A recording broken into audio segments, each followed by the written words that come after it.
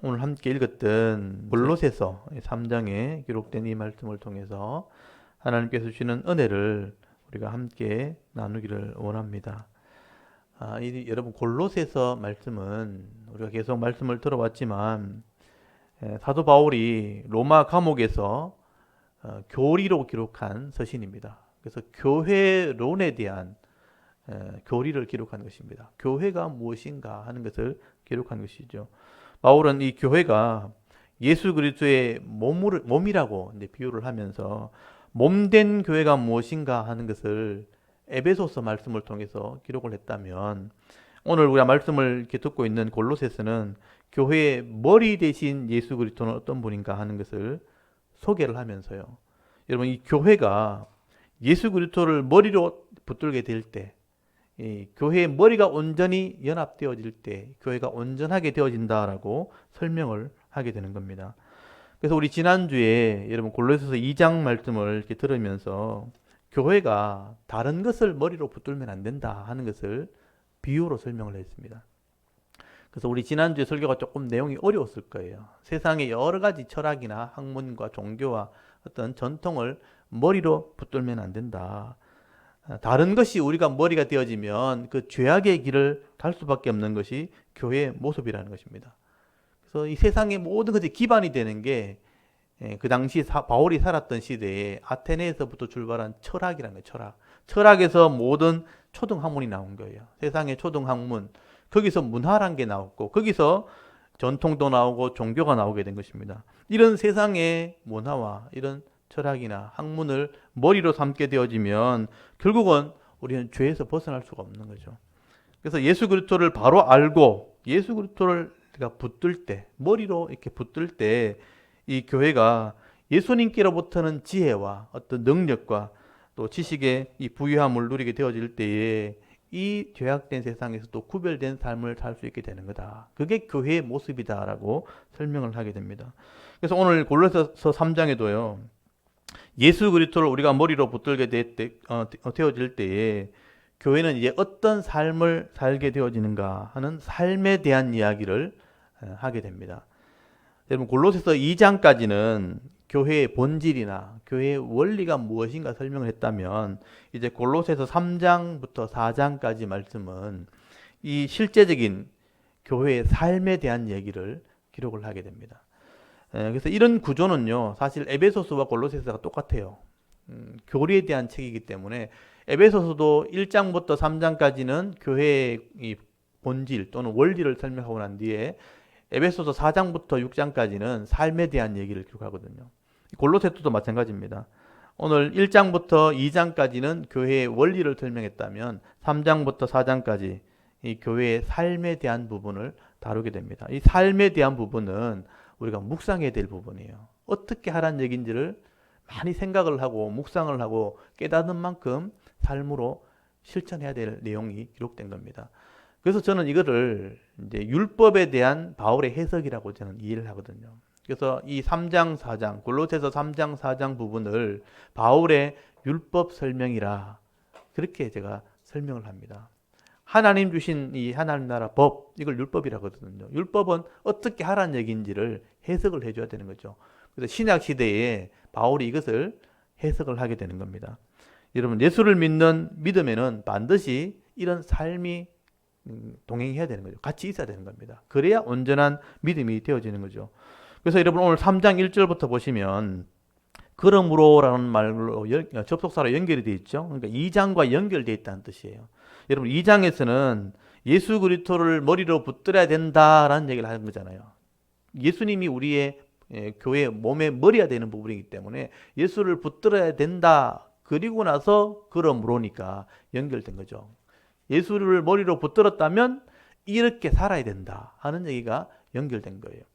그래서 여러분 여기 3장 1절 한번 보십시오. 그러므로 예수 그리스도를 머리로 붙들었다면 너희가 그리스도와 함께 다시 살리심을 받았으면 위의 것을 찾으라. 이게 첫 번째예요. 위의 것을 찾으라. 거기는 그리스도께서 하나님 우편에 앉아 계시느니라. 위의 것을 생각하고 땅의 것을 생각하지 말라. 이렇게 말씀을 합니다. 여러분, 너희가 그리스도와 함께 다시 살리심을 받은 자 되었다. 이건 거듭났다는 뜻이죠. 예수로 말미암아 죄 사함 받고 우리가 새로운 사람으로 거듭났다면 제일 먼저 해야 될 게 뭐냐? 위의 것을 찾으라. 위라는 곳은 그 설명에 보면 나오지만 그리스도가 계신 곳이잖아요. 너희 그리스도가 우편 보좌에 앉았다. 이 위는 하늘을 말하는 거죠. 그러니까 하나님 나라를 말하는 것입니다. 장차 우리가 가게 될 하나님 나라를 찾으라. 그 위의 것을 찾으라. 여러분, 위의 것을 찾는다 할 때 찾는다는 개념이 뭐냐면 갈망한다, 사모한다라는 개념이에요. 우리가 비록 이 땅에 살지만 앞으로 우리가 하게 될 하나님 나라를 사모하는 삶, 그런 삶을 살아야 되는 것이다. 그리고 이 성도가 하나님의 나라를 사모하게 될 때 2절에 보시면 생각해야 된다. 위의 것을 생각하라. 여러분, 생각하라 하는 말도 다른 성경에는 이제 생각해라는 말을 단어를 사용할 때 관심을 기울인다라는 뜻이거든요. 관심을 기울인다, 주목한다, 또는 더 중요하게 생각한다라는 개념이에요. 땅에 살고 있지만 여러 가지 인생의 이게 문제를 가지고 살아야지만 항상 위의 것에 관심을 가지는 삶을 살아야 된다라고 이해할 수 있는 것이죠. 결국 예수 그리스도를 머리로 삼고 있는 교회는요, 이 땅에 지금 살지만 하나님 나라에 관심을 가져야 되고요. 또 그것을 사모하는 삶을 살아라. 그게 위의 것을 찾는 거예요. 위의 것을 생각하는 것입니다. 그런 삶을 살아야 될 것을 말씀을 하게 됩니다. 바울이 왜 이렇게 하나님 나라에 이렇게 관심을 가져야 된다 자꾸 얘기하냐면요. 여러분, 세상의 사람들은 이런 생각을 하지 않기 때문이에요. 이 땅에 사는 사람들 여러분 한번 보십시오. 대부분의 사람들은 자기 일만 생각하는, 자기 인생의 일만 생각하는 거예요. 여기서 일어나는 일들을 어떻게 할 건지만 관심을 가지고 바로 앞에 있는 일만 관심을 가지는 거죠. 멀리 있는 일이나 하나님 나라에는 사실 별로 관심이 없습니다. 지금 이 땅에 있는 것이 더 급한 거예요. 그래서 이런 불신자든 신자든 간에 지금 앞에 있는 일, 내 인생의 일만 자꾸 생각하지 위의 것이나 하나님 나라에는 별로 관심이 없는 거죠. 그래서 이 교회가 되었다면 생각 자체가 달라야 된다는 얘기를 제일 먼저 하는 겁니다. 여러분 3절 한번 보십시오. 이는 너희가 죽었고, 죽었다는 표현을 쓰죠. 너희 생명이 그리스도와 함께 하나님 안에 감추어졌느니라. 우리 생명이신 그리스도께서 나타나실 그때에 종말을 말하죠. 너희도 그와 함께 영광 중에 나타나리라. 지금 여기 죽었다는 표현은 우리 죄의 모습을 얘기하는 거죠. 예수를 믿으면 죄의 모습, 육신의 모습은 죽은 것으로 여긴다. 그리고 여기 너희 생명이라 하는 것은, 생명이 감춰졌다는 것은 영생을 말하는 거예요. 예수 믿고 새롭게 태어난 생명은 지금은 감춰져 있지만 주님 오실 때 다시 나타나게 된다는 것은 그때 영원한 생명을 누리게 될 것을 말씀하게 되는 것이죠. 우리가 진짜 하나님 나라가 임하게 될 때 누릴 그 하나님의 영생을 생각해야지만 하늘의 것을 생각할 수 있는 사람이 되어지는 것입니다. 그래서 우리가 죽었다는 생각을 강한 표현이지만 바울이 이런 표현을 하는 이유는 뭐냐면 이 땅의 것보다 하늘의 것이 더 중요하다는 것을 강조하기 위해서 이런 표현을 쓰게 되는 거예요. 그래서 실제로 우리가 이 땅에서 육신의 모습은 죽은 자처럼 살아가는 생각이 필요하다. 그런 마음이 필요하다는 표현을 하게 되는 것입니다. 그래서 여러분 5절을 한번 보십시오. 5절을 또 보시면요. 육신의 모습, 그러니까 이 땅의 것들 죽은 자처럼 여기라. 그러므로 땅에 있는 지체를 죽이라. 이런 표현이 좀 강조된 표현이죠. 땅의 지체라는 것은, 지체라는 뜻이 몸이라는 뜻인데 이 땅에 있는 모습을 얘기하는 겁니다. 땅의 지체를 죽이라. 이 땅의 지체가 어떤 모습이냐? 엄난과 부정과 사욕과 악한 정욕과 탐심이니 탐심은 우상숭배니라. 이게 대부분 인간이 살아갈 때 생기는 마음들을 얘기하는 거죠. 그래서 엄난, 부정, 사욕, 욕심이죠. 이게 또 사사로운 욕심, 또 악한 정욕, 이제 욕심인데 악하게 사용할 수 있는 정욕, 그리고 탐심, 이 근본적인 욕심이죠. 탐심, 이것은 우상숭배와 같은 것이다. 여러분, 땅에 있는 지체, 우리 인간의 모습이 다 이런 모습으로 살아간다라고 말씀을 하게 되는 것이죠. 그래서 이 어떤 욕심이나 탐심, 이 탐심이 잘 핵심이에요. 핵심. 탐심 때문에 모든 게 나오는 거예요. 우리 10계명에 보면 제일 마지막 계명이 탐심이죠. 욕심 때문에 거짓말도 하고, 욕심 때문에 도둑질도 하고, 욕심 때문에 속이기도 하는 거잖아요.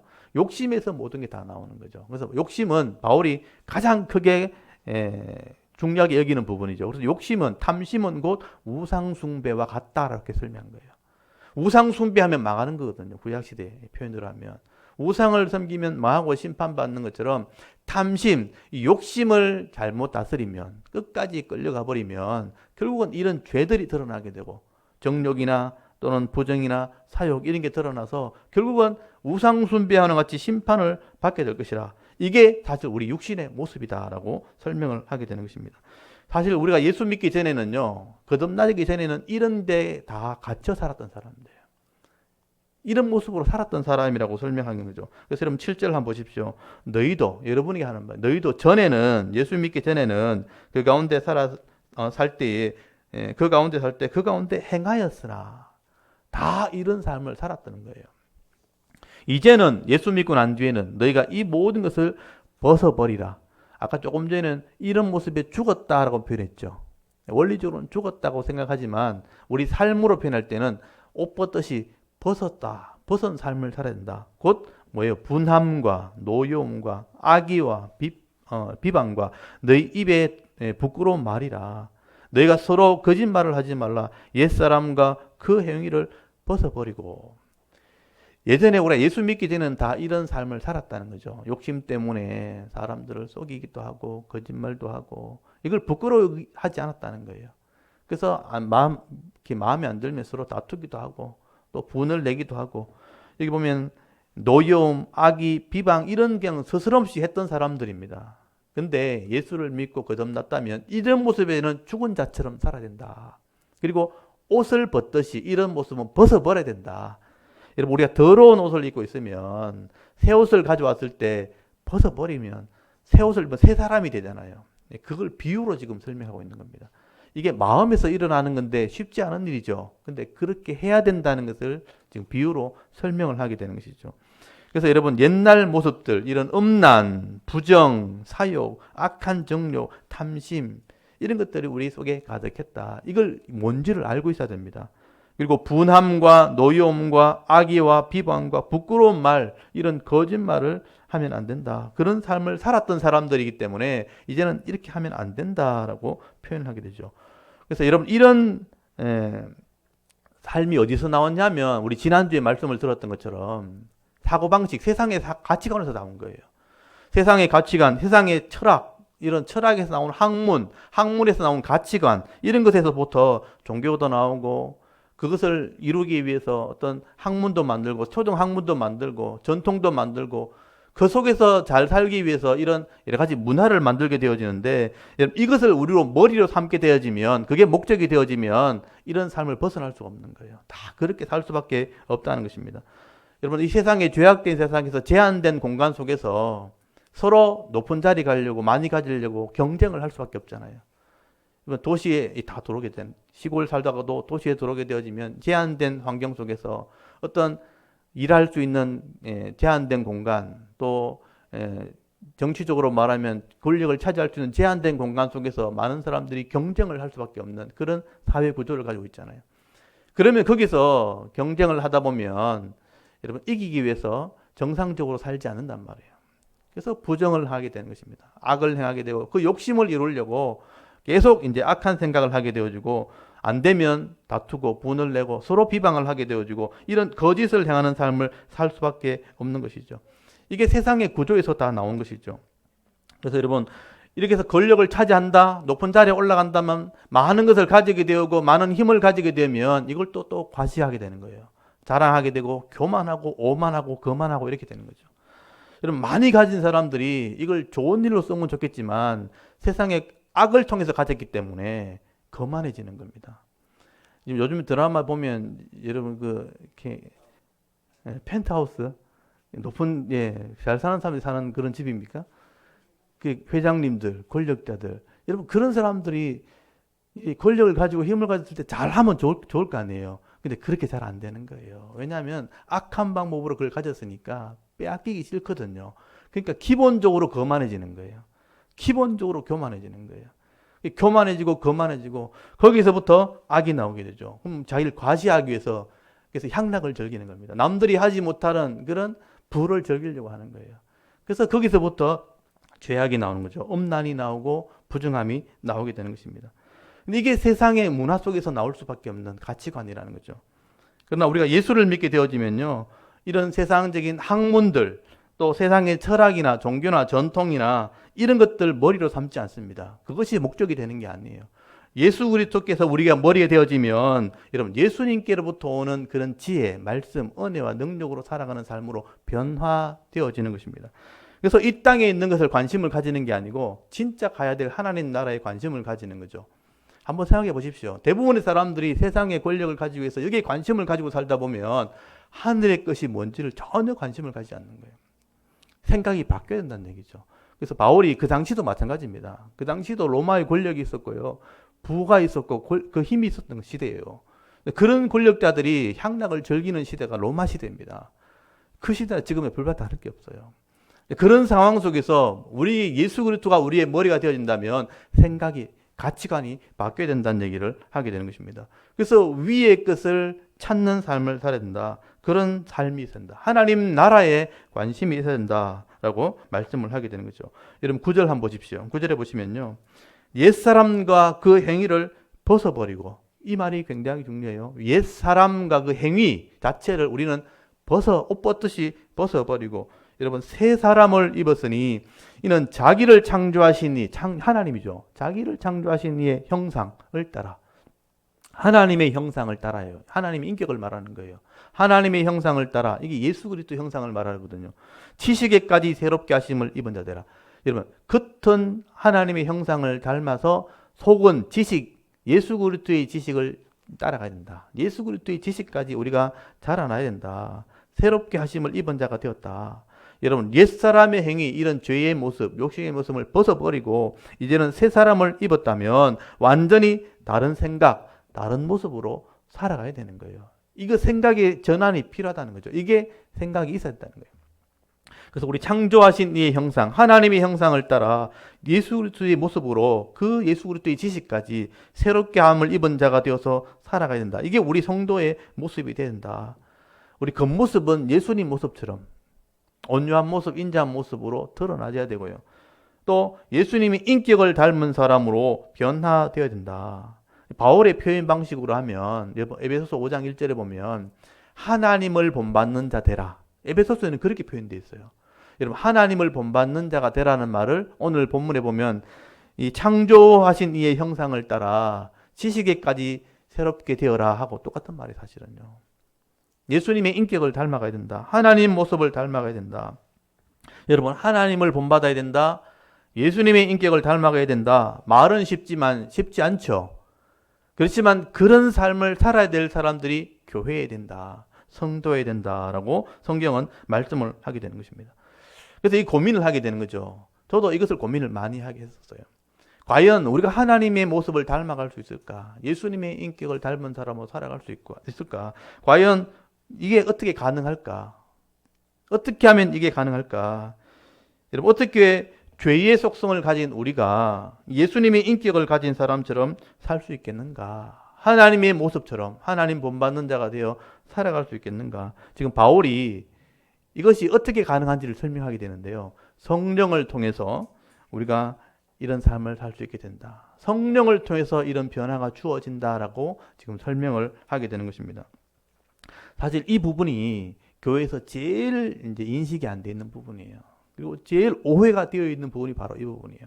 성령을 통해서 분명히 되어진다고 되어 있고 그것이 가능해지는데 성령을 통해서 어떻게 되어지는지를 교회가 인식을 잘 못하고 있어요.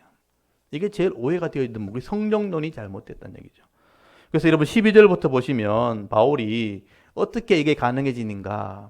성령을 통해서 열매로 나타나게 되는 거다. 삶의 모습으로 드러나는 거다라고 설명을 하고 있습니다. 이거 잘 보셔야 됩니다. 여러분 12절부터 14절까지가 성령에 대한 열매를 지금 얘기하는 겁니다. 그러므로 너희는 성도들은 하나님이 택하사 거룩하고 사랑받는 자처럼 긍휼과, 이게 다 표시해 주세요. 긍휼과 자비와 겸손과 온유와 오래 참음의 옷을 입고, 오래 참음을 옷 입고, 누가 누구에게 불만이 있거든 서로 용납하고, 용납도 하나의 은혜죠. 그리고 피차 용서하되 주께서 너희를 용서하신 것 같이 너희도 그리하고 이 모든 것 외에 사랑을 더해라. 이 모든 것을 다 주장할 수 있는 게 사랑이다. 사랑을 더하라. 이는 온전하게 매는 띠다 그랬어요. 띠. 허리띠예요. 허리띠. 허리띠 없으면 어떻게 됩니까? 힘을 못 쓰는 거예요. 힘을. 원래 무거운 거 들 때 허리에 띠 하잖아요. 이게 힘이란 뜻이에요. 사랑이 이것을 모두 가능하게 한다. 띠다, 힘이다 라고 설명을 하게 되죠. 여기 긍휼, 자비, 겸손, 온유, 오래 참음, 그리고 이것을 옷 입고 용납하고 용서하고 그 위에 사랑을 딱 띠를 매라. 사람 옷 입는 것처럼 설명하고 있죠. 비유로 설명하는 것입니다. 많이 들어보셨던 말이죠. 여러분 이게 어떻게 가능한가? 성령을 통해서 가능해지는 거다. 이런 마음에서 다 나오는 것들이에요. 이게 한번 보십시오. 긍휼, 자비, 겸손, 온유, 오래 참음, 용서, 용납, 사랑 다 마음에서 나오는 것들이에요. 생각에서부터 결정되어지는 부분들입니다. 이게 성령을 통해서 삶으로 나오도록 되어 있다라고 설명하는 거죠. 이게 갈라디아 5장 22절에서 23절까지 나오는 성령의 열매를 다시 설명한 거예요. 똑같은 단어예요. 똑같은 말을 설명하고 있어요. 비교해보면 알 수 있어요. 여러분 갈라디아서 5장 한번 펴보세요. 앞쪽으로 가서 갈라디아서 5장 한번 펴보세요. 갈라디아서 5장 22절. 갈라디아서 5장 22절 23절 한번 읽어볼까요? 22절 23절 한번 읽겠습니다. 시작. 오직 성령의 열매는 사랑과 희락과 화평과 오래 참음과 자비와 양선과 충성과 온유와 절제니 이 같은 것을 금지할 법이 없느니라. 아멘. 여기 보면 성령의 열매니까 성령을 통해서 나타나는 삶을 얘기하는 것이죠. 사랑, 희락, 화평, 오래 참음, 자비, 양선, 충성, 온유, 절제 이 같은 것들 이런 것들인데 비슷하죠. 내용이. 단도도 정확하게 똑같은 것도 있고 조금 다른 것도 있지만 사실은 같은 것을 설명하고 있는 거예요. 그래서 오늘 말씀과 비교해보면 같은 내용이라는 것을 알 수가 있어요. 그래서 이런 성령의 은혜가 우리 속에 들어오게 될 때 이것이 하나씩 하나씩 고쳐지는 거다. 그래서 바울이 에베소서 5장 18절에는 이것을 오직 성령의 충만함을 받으라라는 말로 표현하게 된 거예요. 성령의 충만함이라는 단어가 가득 찬다라는 뜻이에요. 내 이성과 인격이 분명히 있는데 예수를 믿고 변화를 받고 말씀을 들었을 때 성령이 내 속에 가득 차게 되어지면 성령이 이런 생각의 변화, 인식의 변화를 일으킨다는 거예요. 그래서 우리가 할 수 없는데 조금씩 변화되어지는 삶을 살아가지는 거다. 그게 예수 그리스도를 머리고 붙들고 있는 교회가 받는 능력이다라고 설명하는 겁니다. 이게 이해가 됩니까? 이해가 돼야 돼요. 저는 이걸 이해를 했었어요. 여러분 성령은 하나님의 영을 말하는 겁니다. 하나님의 영이 내 속에 가득하게 되어질 때 내 마음의 인격에 와서 가르치는 거예요. 그렇게 깨닫게 하는 거예요. 알게 하는 겁니다. 그래서 안 거는 조금씩 변하는 거예요. 이렇게 변하고 저렇게 변하고 아이들이 지식이 자라는 것처럼 아이들이 언제 자랐나 할 정도로 어른스러운 말을 하고 어른스러운 행동할 때 있죠. 그냥 어린아이였는데 언젠가 말이 변하고 생각이 변하고 행동이 바뀌는 걸 알 수 있어요. 근데 하루아침에 바뀌는 게 아니잖아요. 계속 듣고 계속 자기는 생각하다가 이렇게 행동하고 말하는 거죠. 이게 인격이라는 것입니다. 이렇게 하나님의 영이 성령이 우리 속에 들어가지고 우리 속에 잘못된 것을 하나씩 가르치는 겁니다. 여러분 이 하나님의 인격은 하나님 말씀이에요. 말씀이 우리가 들어야 돼요. 말씀을 들으면 성령께서 이 들은 말씀을 하나씩 깨닫게 하는 거죠. 그래서 말씀으로 내 생각이 가득 채워지면 그게 성령이 충만하게 되었다라고 표현할 수 있는 겁니다. 그게 예수 믿는 사람의 생각, 마음을 그렇게 표현하고 있는 것이죠. 그래서 내 속에는 원래 겸손이 없었어요. 온유도 없고 오래 참음도 사랑도 없었는데 하나님 말씀이 들어와서 겸손이 뭔지를 알게 하시는 거예요. 그리고 온유가 뭔지, 오래 참음이 뭔지, 사랑이 뭔지를 깨닫게 하는 거예요. 그래서 하나씩 고쳐나가는 것입니다. 물론 내 마음에는요, 교만하고 또 늘 참지 못하고 잘못된 거 보면 막 분하고 식이 나고 이랬던 마음이에요. 근데 성령이 와서 말씀을 통해서 깨닫게 할 때 내가 이렇게 겸손해지니까 문제가 해결되는 거예요. 내가 참지 못하고 분을 냈었는데 오래 참아 보니까 이게 문제가 금방 없어지는 거예요. 그래서 하나씩 배우게 되는 거예요. 여러분 온유를 알게 되고 사랑을 알고 실천해 보니까 고통이 없어지는 거죠. 막 힘들고 이랬는데 그게 없어지는 거예요. 그걸 경험하게 되어질 때 알게 되는 겁니다. 아, 이게 하나님 주신 은혜구나 하는 것을 알아지는 거죠. 그래서 조금씩 순종할 때 성령의 열매들을 하나씩 누리게 되어지는 것입니다. 교만했던 마음이 이제 겸손해지고요. 또 미워하고 다투던 이 마음들이 오래 참고 인내하는 마음으로 바뀌게 됩니다. 그래서 평안을 누리게 되어지고 관계가 회복되어지고 문제가 해결되어지는 것을 체험할 때 아, 이게 맞는 거구나. 이게 예수 믿는 마음이구나 하고서 알게 되어지는 것입니다. 그래서 여러분 감사하게 되는 거죠. 아, 하나님께서 이걸 알게 하셨구나. 또 이걸 누리게 하셨구나. 이렇게 성령의 열매를 우리가 하나씩 체험하게 되어지는. 저도 이런 과정을 하나씩 거치게 된 거죠. 아, 이게 하나님 주신 방법이구나. 여러분 이게 하나님께서 우리에게 말씀을 통해서 가르쳐 주시는 지혜. 세상 사람들은 이렇게 하지 않습니다. 그렇지만 성경을 알고 거듭난 사람, 말씀을 깨달은 사람은 성령을 통해서 이렇게 되어지는 것입니다. 그래서 이 요한복음에 보면요, 예수님께서 성도들은 하나님의 음성을 알아듣는다 그랬어요. 여러분 그걸 비유할 때 양이 자기 목자의 음성을 알아듣고 따라가는 것처럼 여러분 양들은요 자기 주인의 음성을 알아들어요. 그래서 그 주인을 따라가는 거예요. 여러분 사단이 세상의 주인이라면 하나님은 성도의 주인이신 거예요. 그래서 세상의 소리를 듣지만 하나님의 음성을 알아듣는 사람과 하나님의 음성을 알아듣지 못하는 사람은 다른 거예요. 그래서 알아듣게 되니까 하나씩 변화되어지는 것입니다. 그래서 예수 그리스도를 내가 머리로 삼고 있는 성도의 삶은 이렇게 변화되어지는 것이다. 여러분 이게 절대로 하루아침에 되는 게 아니라는 것도 여러분 아셔야 돼요. 조금씩 묵상하고 고민하고 생각하면서 하나씩 변화되어져 가는 것입니다. 그래서 어떨 때는 30배, 어떨 때는 60배, 어떨 때는 100배 이렇게 조금씩 변화되어 가는 것이죠.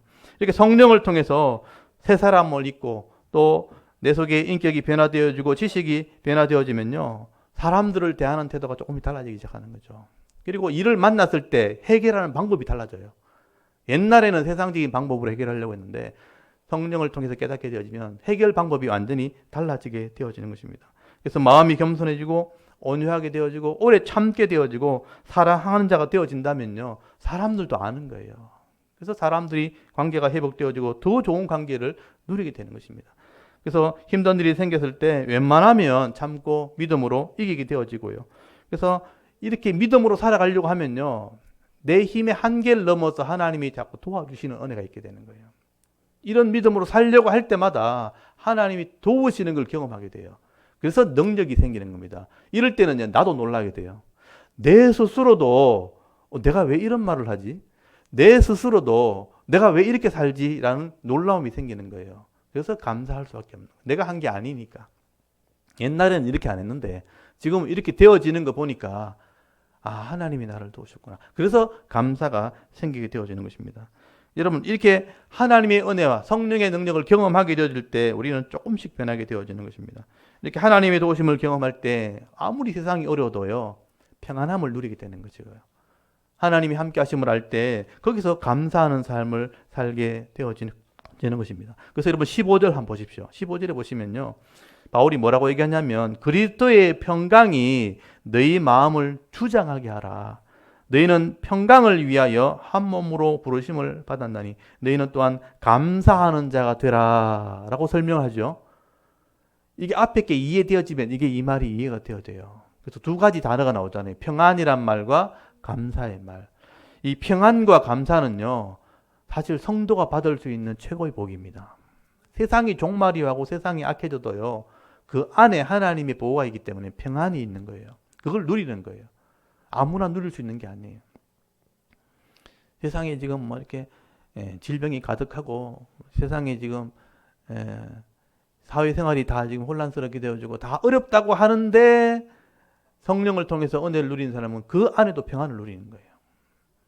그래서 감사할 수밖에 없는 거예요. 그래서 평안과 감사라는 것은 성도의 가장 큰 복이 되는 것입니다. 반면에 이 세상의 가치관을 가지고 있는 사람들은요. 이런 것을 절대로 누릴 수 없어요. 늘 부족하기 때문에 불안한 거예요. 늘 이렇게 내가 완전하게 가지지 못했기 때문에 그 가지려는 욕심 때문에 이렇게 자꾸 이렇게 뭘 해야 된다는 생각을 이렇게 조급함이 생기는 거예요. 그러니까 조급함이 생겨버리면 불안해요. 안 돼요. 평안이 없어요. 뭘 해야 된다고 생각하고 뭐 아직 부족하다고 생각하기 때문에 내가 방법이 없기 때문에 계속 뭘 찾는 거예요. 그러니까 불안하고 조급하고 그러니까 뭐 문제가 생기면 막 분이 나고 이렇게 되는 거예요. 그 속에서는 평안이 절대로 없다는 거죠. 그래서 하나님의 말씀을 따라 성령을 통해서 이 은혜를 누리기 전에는요, 이런 은혜를 절대로 누리지 못하는 것입니다. 그래서 여러분, 자기 욕심, 이 죄성이 가득한 우리 인간도 이런 하나님의 은혜를 누리게 되어질 때에 이런 평안과 이런 감사를 누리게 되어진다. 오늘 저와 여러분들이요, 이런 은혜를 누릴 수 있기를 바랍니다. 이게 예수 믿는 사람의 정상적인 모습이 되어야 된다라고 말씀을 하게 되는 것입니다. 만약에 여러분이 예수 믿는다고 하면서 또 말씀을 안다고 하면서도 이런 삶이 없다면, 내 마음에 이런 평안이 없다면 아직 여러분 세상의 가치관을 가지고 있는 거예요. 그걸 아셔야 돼요. 예수님 말씀처럼 가시밭 같은 마음을 가지고 있는 거예요. 말씀도 가지고 있으면서 재리의 욕심, 세상의 욕심도 같이 가지고 있는 거예요. 그러니까 항상 열매가 없는 거예요. 그래서 그 마음을 가지고 있다는, 아직까지 내가 변화되지 못했다는 것들 인정을 해야 됩니다. 그래서 16절에 보시면요, 우리가 어떻게 이렇게 될 수 있는지를 바울이 설명을 하게 됩니다. 어떻게 하면 성령의 충만함을 가질 수 있는가? 여러분, 가르치고 배우는 삶을 살아야 된다. 여러분 16절 한번 잘 보십시오. 그리스도의 말씀이 너희 속에 풍성히 거하여 모든 지혜로 피차 가르치며 권하고 시와 찬송과 신령한 노래를 부르며 감사하는 마음으로 하나님을 찬양하고 또 무엇을 하든지 말에나 일에나 다 주 예수 이름으로 하고 그를 힘입어 하나님 아버지께 감사하라. 바울이 지금 정리를 해놓은 거예요. 이걸 에베소서 5장 18절에 보면 성령의 충만함을 받으면 이렇게 된다라고 설명이 되어 있어요. 한번 보십시오. 이 비교 한번 해보십시오. 바울은 똑같은 얘기를 하면서도 조금 다르게 지금 설명을 하고 있을 뿐이에요. 여러분 에베소 5장 18절 한번 펴보세요.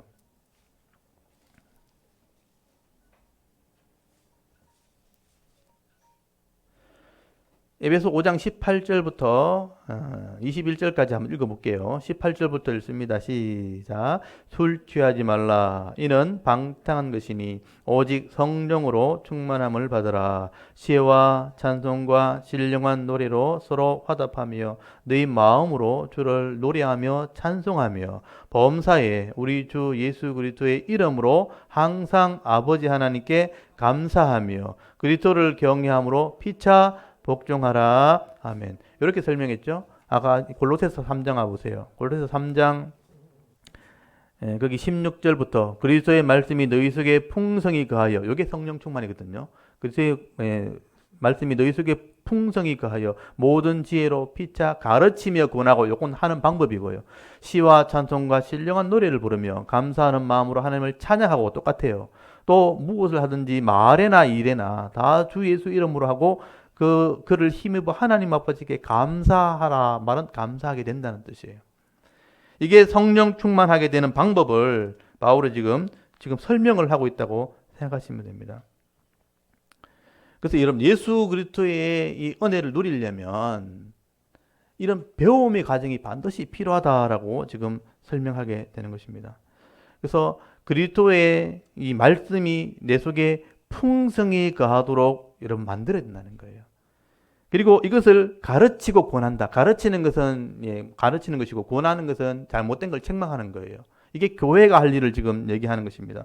그래서 교회는요, 성도들이 이런 말씀의 풍성함을 누릴 수 있는 환경을 만들어줘야 되는 거예요.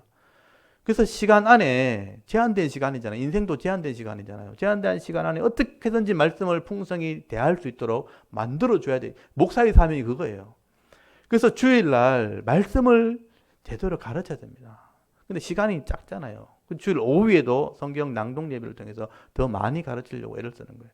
주일 오후에도 말씀을 나누고, 매일 새벽마다 말씀을 나누고, 수요일날 주일 중간에 한번 또 하나님 말씀을 나누고, 목요일은 성경 강좌 더 자세히 설명을 하고, 제가 할 수 있는 일은 최선을 다해서 이제 말씀을 풍성하게 대할 수 있도록 만들어주는 거예요. 여러분은 그걸 잘 들으시면 돼요. 잘 들으시고 성령의 은혜를 구하시면 되는 거예요. 들었던 말씀이 깨달아져야 되는 거죠. 그래서 가르치는 겁니다. 여러분이 배운 것도 여러분이 자녀에게 가르치셔야 돼요. 이웃에게 가르치셔야 돼요. 그리고 권한다는 말은 잘못된 것을 이렇게 책망해야 되는 거예요. 잘못된 건 이렇게 하면 안 된다 하고 권하는 것도 해야 되는 거예요. 그래서 그런 것을 통해서 성령의 충만함을 우리가 누리게 되어지는 것이다 라고 말씀을 하게 되는 것입니다. 목사로서는 저는 최대한 말씀을 잘 들을 수 있도록, 대할 수 있도록 환경을 제가 만들어 드리는 거예요. 그래서 시간이 제한되어 있으니까 일주일이라는 시간 안에 이렇게 말씀을 들으셔야 됩니다. 주일 이렇게 한 시간 짧은 시간도 말씀을 제대로 설명하지 않고 세상 것을 얘기해 버리면 여러분 세상이나 지금이나 교회나 뭐가 다를겠어요? 다를 게 없잖아요. 그래서 교회 와서는 하나님 말씀을 풍성히 들을 수 있도록 환경을 만들어줘야 되고 여러분이 할 수 있는 것은 설교를 듣든 또 성경 공부를 참여하든 성경 강좌에 참여하든 막 들을 수 있도록 여러분이 노력을 하셔야 되는 것이죠. 이렇게 하나님 말씀을 배워야 내 마음에 말씀이 가득하게 되어질 때에 성령이 깨닫게 하시는 거예요. 깨달아지면 깨닫는 만큼 이제 여러분 변화되어지는 겁니다. 그게 선한 쪽으로 변화되는 거잖아요. 좋은 쪽으로 변화되는 거잖아요. 그렇게 할 때 내 인격이 변화되어지면 그 변화된 삶을 통해서 사람들의 관계가 좋아지고 하나님 주신 은혜가 또 있으니까 능력을 경험하게 되어지는 거죠. 이건 조금씩 변하지만 이렇게 하는 사람과 하지 않은 사람은 차이가 있습니다. 이게 시간이 지나야 결과가 나오거든요. 그래서 이걸 다 기다리는 걸 인내라 그러고 이걸 믿음이라 그러는 거예요.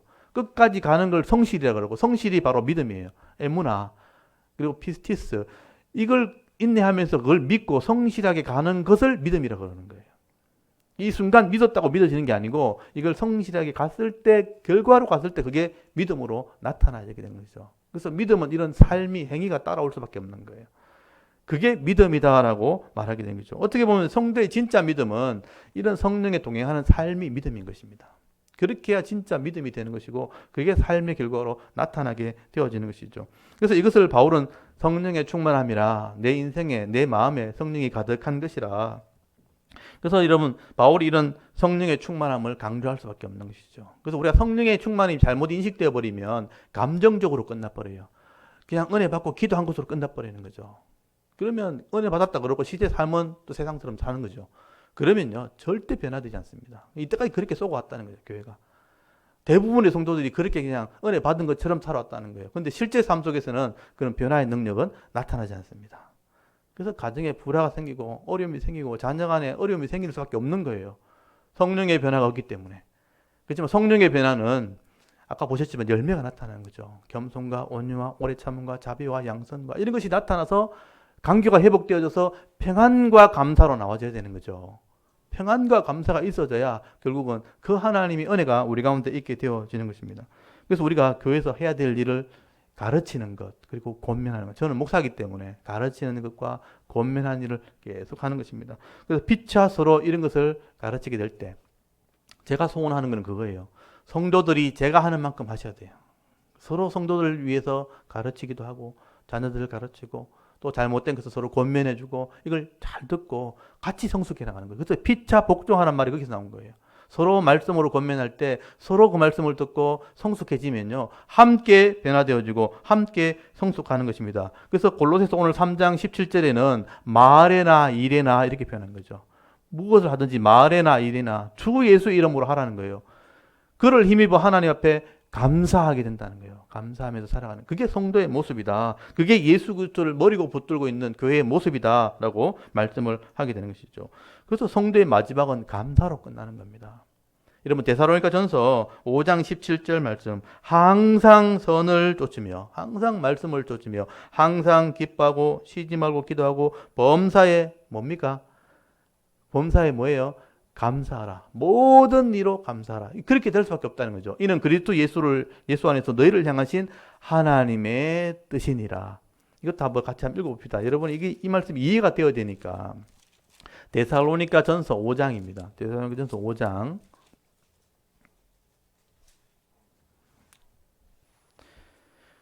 데살로니가 전서에서 삶을 이렇게 살아라고 기록하면서 마지막으로 써준 거예요. 5장 15절부터 18절까지 읽습니다. 15절부터 읽습니다. 시작. 3가 누가 누구에게든지 악으로 악을 갚지 말게 하고 서로 대하든지 모든 사람을 대하든지 항상 선을 따르라. 항상 기뻐하라. 쉬지 말고 기도하라. 범사에 감사하라. 이것이 그리스도 예수 안에서 너희를 향하신 하나님의 뜻이니라. 아멘. 하나님의 뜻이라 그러잖아요. 항상 선이 뭐냐? 말씀이에요. 옳은 것. 말씀을 따라가면 항상 기뻐하고 쉬지 말고 기도하고 범사에 감사하게 된다는 겁니다. 이게 그리스도 예수 안에서 너희를 향하신 하나님의 뜻이니라. 그래서 성도의 마지막은 감사로 끝나는 것이죠. 여러분 하나님 뜻을 알게 되어지면요. 다 감사가 되는 거죠. 돼도 감사, 안 돼도 감사예요. 가져도 감사, 잃어도 감사가 되는 거죠. 그리고 내가 이렇게 뭘 원하는 게 있어도 그것이 되는 것도 감사하지만 안 되는 것도 감사해요. 그래서 모든 것이 하나님 뜻 가운데 이루어진다는 것을 알게 되어지면 범사, 모든 것이 감사가 되어지는 것이죠. 오늘 저와 여러분들이 예수를 믿는 사람이 되었다면, 이 골로새서 표현들을 하면 예수 그리스도를 머리로 내가 붙들고 있다면 예수님께로부터 온 이 말씀을 공급받아가지고 내 마음에 가득 차게 되어질 때, 성령의 충만함하게 되어질 때, 그 말씀을 깨닫고 순종할 때 이런 성령의 열매가 나타나는, 그래서 평안과 감사를 누릴 수 있는 그런 성도들이 다 될 수 있기를 바랍니다. 여러분, 그리고 오늘 3장을 한번 보십시오. 골로새서 3장 거기 보시면요.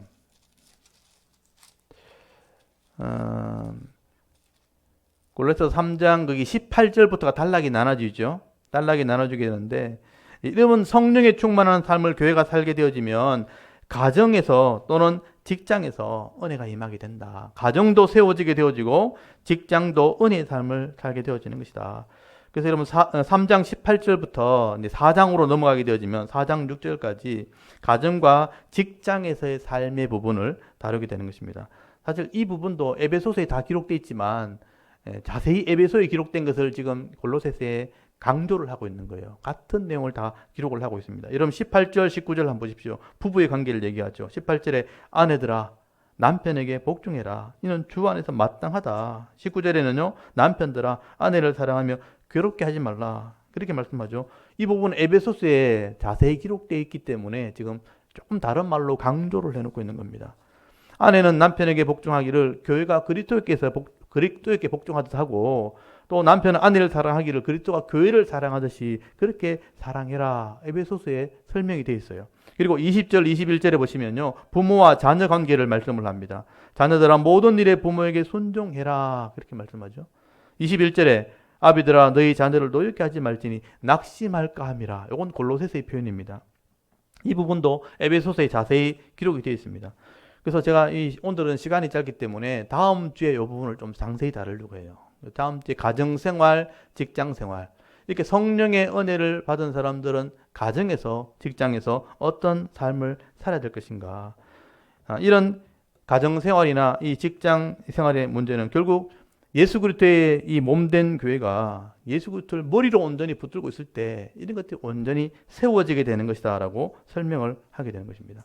그래서 오늘 가장 핵심되는 부분이 오늘 16절, 17절 말씀이에요. 3장 16절, 17절. 이런 성령의 은혜를 누릴 수 있는 방법이 바로 여기 기록됐기 때문이죠.